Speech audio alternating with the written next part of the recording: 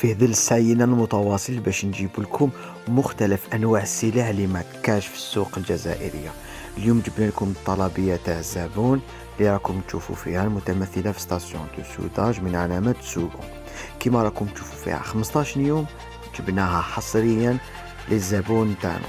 راح نفتحوها عندكم ونعرضوها عليكم ونقول لكم مواصفات تاع هذه الستاسيون دو سوداج بروفيسيونيل من علامه سوغون تي 1602 اللي راكم تشوفوه فيها.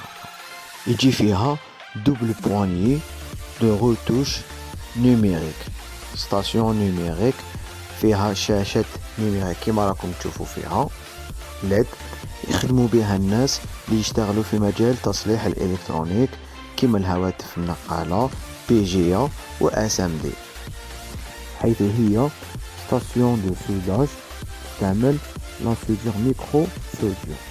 هذو مختلف المعدات اللي جاو معها. نذكركم ان هذه هي محطة تلحيم احترافية محترفة، يعني ستاسيون دو سوداج بروفيسيونيل ذات مقبضين نانو وميكرو لمحترفي صناعة الإلكترونيك وتصليحه، خاصة أجهزة الهواتف النقالة.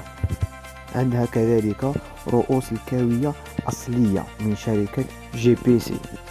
ومن بين مميزات هذا الستاسيون دو سوداج أن درجة الحرارة تتراوح ما بين 200 حتى 450 درجة. والميزة الخاصة اللي فيها أنها تنتقل من درجة الحرارة من 200 حتى 450 في بضع ثواني فقط. كما أنها تتميز عندما تحط المقبض في مكانه تتحول إلى وضعية السكون للحفاظ على الرؤوس متاعها. كما راكم تشوفوا هذه هي الطلبية اللي قام بها زبون من ولاية جاية حصريا عبر صفحتنا صفحة الشاب حمزة إكسبريس آشا ديزاد. جبناها له بكامل المعدات اللي كان طلبها اللي راكم تشوفوا فيها في هذا الفيديو. وأنتم كذلك اللي عنده أي طلبية ما عليه غير يبعث لنا عبر بريد الصفحة على الفيسبوك حمزة إكسبريس آشا ديزاد كما راكم تشوفوا فيها مع نهاية الفيديو، وتبعثوا لنا أي سلعة تحبوا تشتروها راح نجيبوها لكم من الشركة المنتجة مباشرة، يعني راح نجيبوها لكم من الشركة المنتجة ما كاش وسيط، تربحوا الثمن وكذلك جودة المنتوج. سلام.